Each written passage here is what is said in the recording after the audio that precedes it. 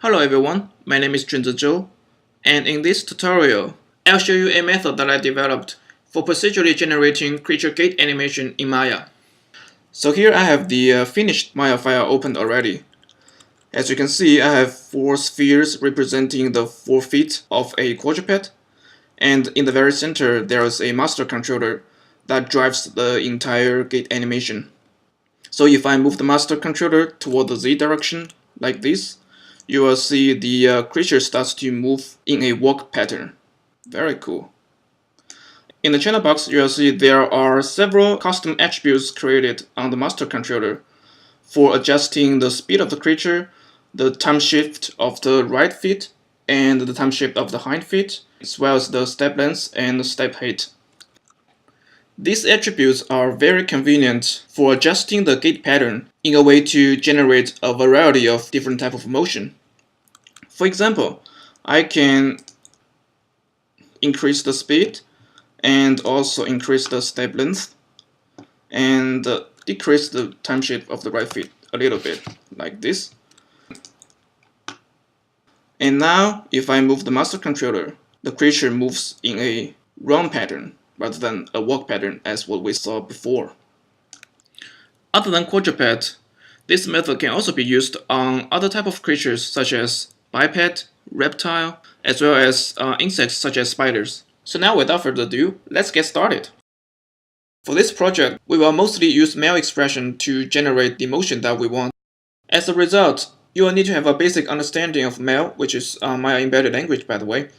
And other than that, you also need to know how to define linear functions as well as periodic functions, especially sine and cosine functions. So if you are not familiar with these concepts, I would suggest you to go to Wikipedia and search for sine wave. It'll basically give you everything you need to know about periodic functions. For our purpose, we need to know, of course, how to define a sine function, as well as how to adjust parameters, especially the amplitude, frequency, and phase. In our system, these parameters will be used to adjust the step length, the speed, and the time shift. Alright, so now let's take a look at the project files.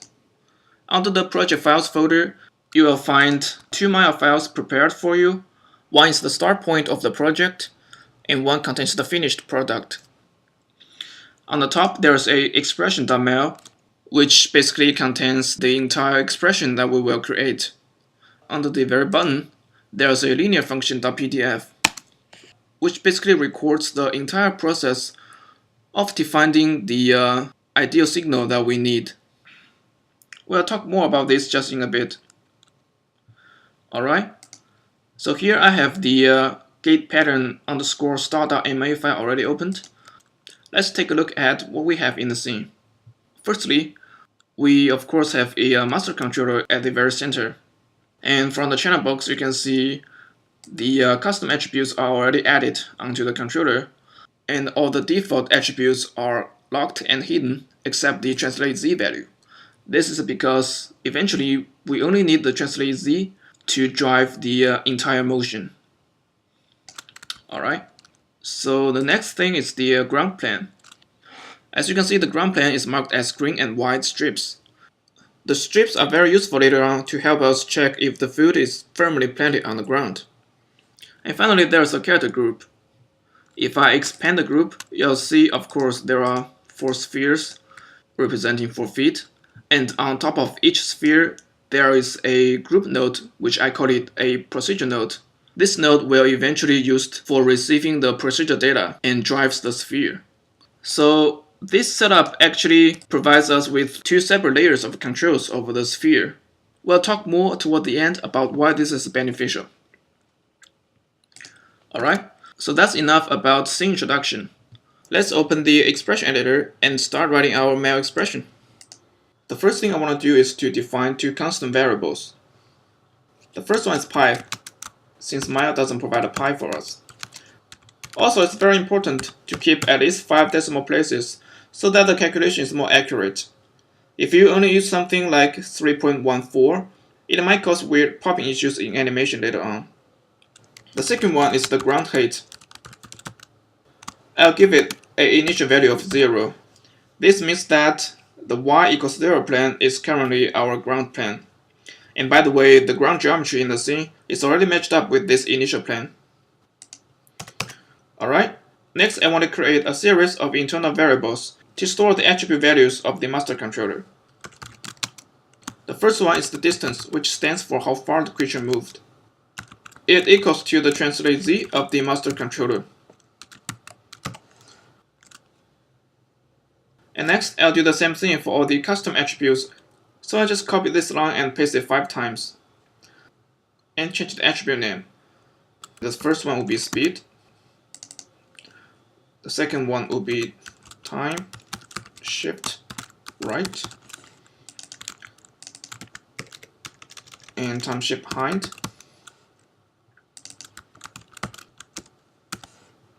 Oops, this should be step length. And step height. So on the variable side, I want to use short names such as SPD for speed, and TSR for time shift right, TSH for time shift height, and step length, and step height. So later in the expression, I'll use these short names rather than the actual attributes, just in a way to keep everything looks nice and clean. Now let's continue to link the translate z of the character group to the master controller. To do that, I'll first grab the name of the character group and paste it right here and add tz, it stands for translate z, equals to the distance variable, which is the translate z of the master controller. Alright, now if I hit create, Maya gives me an expression called expression1, and if I move the master controller, yes, everything moves with it. Very simple. Now let's create a up and down motion for one of the spheres. To do that, I'll create a procedure called move y. And I'll give it 2 input parameters. The first one is step height, and then the time shift.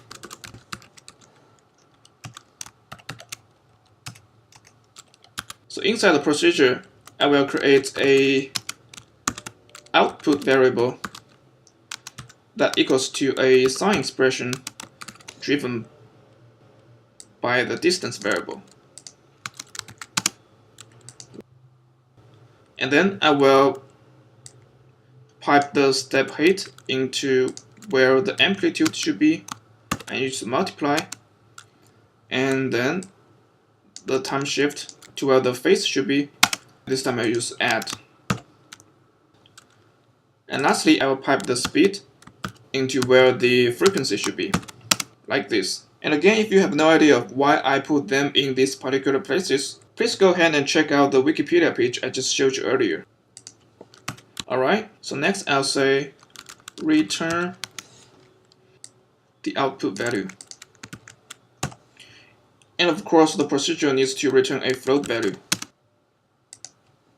So now our procedure is ready. Let's use it to drive one of the spheres. To do that, I'll first grab the name of the group node of the front left sphere and add translate y, which is ty, equals to move y. And then here I'll feed in the step height from the master controller. And then for the time shift, I'll use 0. This is because that later I want to use the motion of the front left sphere as a starting point to shift the motion of the other 3 spheres based upon the time shift right and time shift height attribute on the master controller. So give the front left foot a 0 time shift, makes things a little bit easier. Now let's hit edit. And if I move the controller, nothing happens. Of course, because there's no speed and no step height at all. So I just give it some number.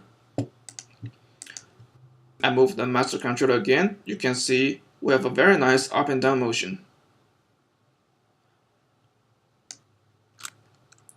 Very cool. Alright, now let's continue to create a forward and backward motion. To do that, I'll create another procedure that is very similar to the one that we already have. So I'll just copy and paste the move y procedure and rename it move z. This time it takes step length and also time shift as the input parameters. Alright, I'll also change the step height to step length as well. For our amplitude, we actually want to just use half of the step length. This is because if we take a look at the sine wave right here, we can see that the step is actually the length from the minimum value to the maximum value, which means that the length between this point and this point is the step length. Therefore, the amplitude, which is from the 0 position to the max position, should be half of the step length. Alright, now let's also copy and paste this line and change the translate Y to translate Z. This time we'll drive it with the move Z procedure. And also we need to change the step height to step length. Now if I click edit and move the master controller, nothing's changed. Of course, because there's no step length. So I'll just give it a number of 3. And now if I move the master controller, you can see the sphere is moving in 2 dimensions at the same time. However, it doesn't quite look right. This is because when the sphere is lifting, we want the sphere to move forward rather than backwards, like what it's doing right now. To correct this, we need to offset the translate Z signal by 1/4 of the period. And the quickest way to do that is to change the sine to cosine. Now if I hit edit and moves the master controller, we have a better motion. Alright, let's continue. For the next step, we need to let the system know where the ground plane is so that we can make sure the foot is planted firmly on the ground. To do that, we need to use a if statement in the move Y procedure. So I'll say if the output value is smaller than the ground height, which is the constant variable that we defined earlier. So in this case, I'll set the output to equals to the ground height.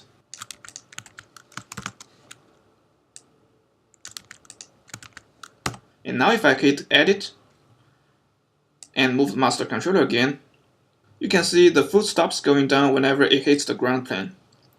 Very cool. Another issue we have right now, which is a major one, is that the foot is sliding on the ground, as you can see. To solve this issue, let's first take a look at the PDF document in the project files. In the top image, the blue curve actually represents the translate Z signal that our expression is generating right now. As you can see, the amplitude is half of the step length, and the period is 2 times pi, which means there's no horizontal scaling, and in other words, the speed attribute is equal to 1. And also, there's no time shift at all. It completely matches what we have right here. As you can see, the speed equals to 1, and the time shift is 0. So in this case, it takes the master controller 2 times pi distance to complete a cycle. And for half of the cycle, which is pi distance, the foot is on the ground. As you can imagine, if during this half cycle, the foot moves backwards for the same distance, theoretically, the backward motion of the feet should cancel the forward motion of the master controller, which makes the feet appears to be planted on the ground. So let's go back to Maya and test if this theory actually works. I'll change the step length to pi, which is 3.14. The speed is already equal to 1, and there's no time shift. So now if I move the master controller, we should expect to see no sliding when the foot is on the ground. However, the foot is still sliding, so something is still not right. If we take a look at the signal again, we notice that the cosine function actually gives us a curved signal. However, when we drag the master controller, the controller actually moves in a linear fashion.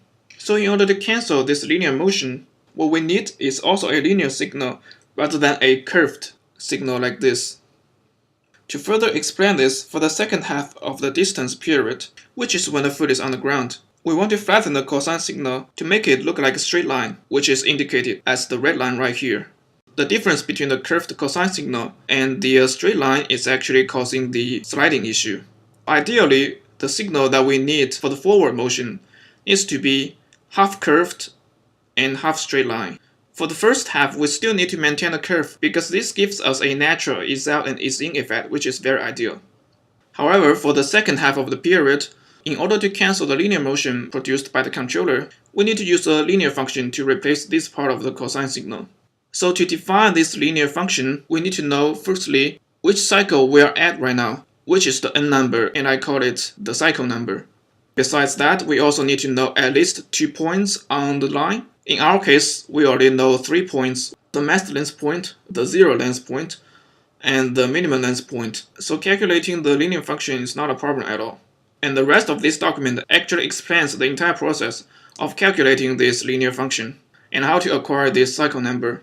For the time's sake, I'll skip this part. I believe once you go through this document, you have a clear idea of how we get the linear function. Alright, so now I'll just go ahead and grab the code that gives me the cycle number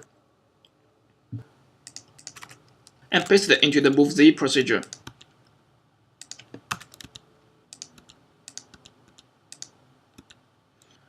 And then I'll go to the very bottom and copy the linear function that we need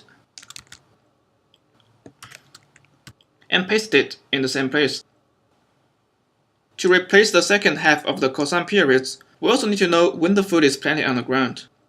To do that, I'll introduce another input parameter, which passes in the translate y value of the sphere. I just call it ty.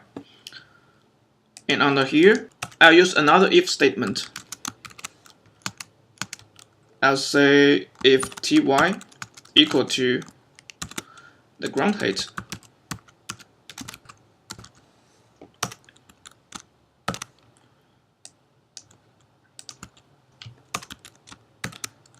this tells us when the foot is on the ground. And when that happens, we need to set the output value to be the linear function. Of course, I need to fix the syntax. I'll add $,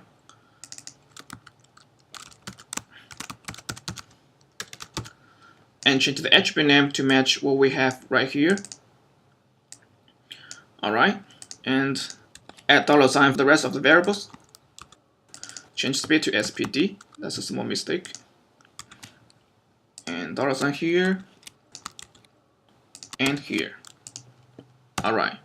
Lastly, let's go to the very bottom and feed in the translate y value of the group node.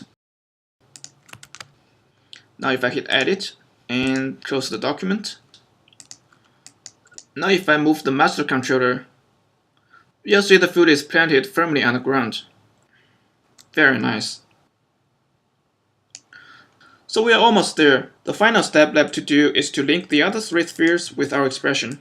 To do that, I'll go to the bottom of the expression and make connections here.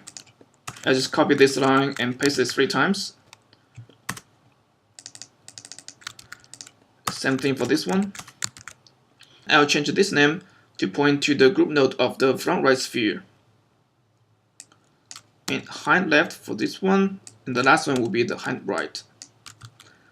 Same thing here. And also same thing right here. Alright. Next, I'll feed in the 2 timeshift attributes on the master controller. For the front right foot, I'll use timeshift right, which is linked to the master controller right here. Oops, I tapped the name wrong. Let's correct this. Alright. Now for the hind left sphere, I'll use the timeshift hind. And for the hind right sphere, I'll use the sum of the 2. And I'll do the same for the translate z attributes. Alright. Now if I hit edit and move the master controller, everything moves together. Very cool. Now we can hide the expression editor and use the 2 timeshift attributes on the master controller to create a footfall pattern. Let's first try a walk motion. To do that, I'll go to a spot when the front foot is just about to leave the ground, and then change the timeshift of the hind legs to be just about to hit the ground. For some reason, the other hind sphere is not moving. Let's take a look at the expression and see what's going on. So right here we need to use timeshift height rather than timeshift right. And then edit. Alright, let's continue. For the right spheres, I'll adjust the timeshift so that the right front sphere is just about to hit the ground. Alright, now let's move the master controller again. And we have a walk pattern. Very cool. Now let's try a run pattern. You can imagine to do that, we need to first of all increase the step length to something like this. And then we also need to increase the speed to something like this. Alright, and the last thing, we need to decrease the time shift between the left and right legs. I'll just give it a number of 1. Alright, so now if I move the master controller, we can see our creature is now running. Another thing you might notice is that now the spheres are sliding again. This is because the speed value doesn't quite match the step length that we have here. So let's try to decrease the speed.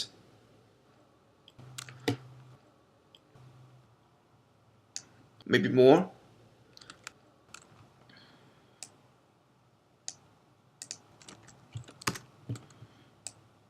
Alright, we're almost there. So as you can see, we can always adjust the speed in a way to match the step length. Another thing we can do here is to define the relationship between the step length and the speed mathematically, so that the user only needs to adjust either the speed or the step length, and the system will calculate the other one automatically. Instead of showing you how to do this, I'll leave it as something that you can explore after you finish this tutorial.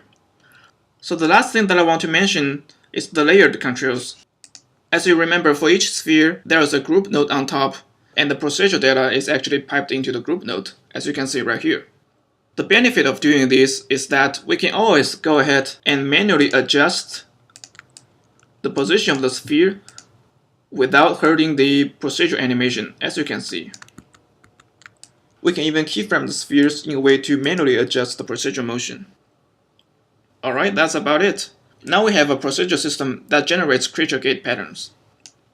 This idea can be used to create a more complex system such as this giraffe rig, where on top of each controller there is a group node receiving procedural motion. You can even build ground detections into the system so that it can handle uneven ground as well. There are a lot of possibilities you can explore and expand this idea. Alright, once again, my name is Dojo. I hope you enjoyed the video, and if you have any questions, feel free to contact me through the email address on the screen. Thanks for watching, bye bye.